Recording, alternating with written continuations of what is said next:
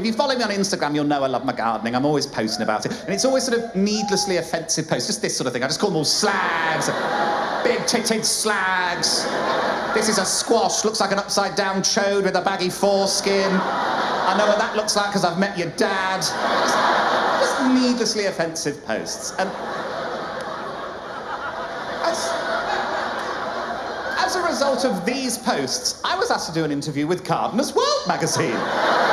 The most gentle Middle England publication you could ever hope to find. And I did this lovely interview with them, and they said afterwards, they said, oh, we need a high-resolution picture of you in the garden for the magazine. And I said, well, I don't have one. And they said, can you get one? I was like, it's locked down, I live on my own. But I got this camera, and I set it up on a little timer, and I got this picture, which I think is quite sweet, really. It's quite, I know, bless, I know, it's lovely. And they said, oh, it's lovely. Who took the photo? For a laugh, I said it was Lisa Scott-Lee from Steps.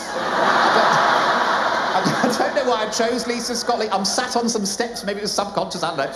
Magazine comes out, they printed her in the magazine. She lives in Dubai. And now, whenever she posts to Instagram, this is her saying Steps got to #1 in the charts, she credited me as the photographer. Another thing I did, which I really recommend, I did loads of this, and it's really good for anyone's mental health, and it's really simple. All you do is troll Alan Sugar. It's so simple.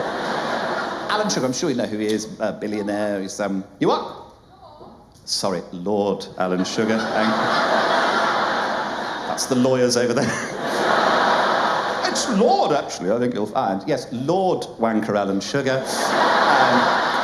He's a billionaire, he's hosted The Apprentice, and at the start of lockdown, people were losing their jobs, their lives, it was an awful time. He posted this to Twitter. This is him next to his private jet during a global pandemic. Collected the new plane today, flew it down from Knoxville to Pompano Beach. I thought, you're not reading the room here, Alan.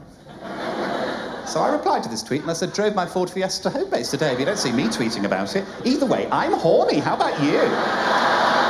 This started an absolute flirt fest with Alan Sugar because he replied to this. He said, but you did tweet it, you double-barrel He thinks I'm a princess. That opened the floodgates to me flirting with him every morning in lockdown, sending this sort of thing. Good morning, my little Lord Sugar Puff. I mean, I did so many. I sort of lost my mind, really, but I did it because I think he's a twat. I think he's lost it. I think he's a bellend. And I think he'll die before me, but if he doesn't, I don't want him to win. And I thought about this. I was like, how do I win against Alan Sugar in death? And I solved this problem. And what I've done is I've rewritten my will. This is my actual will. This is page 2. If you look at section 6, Alan Sugar gets the Ford Fiesta.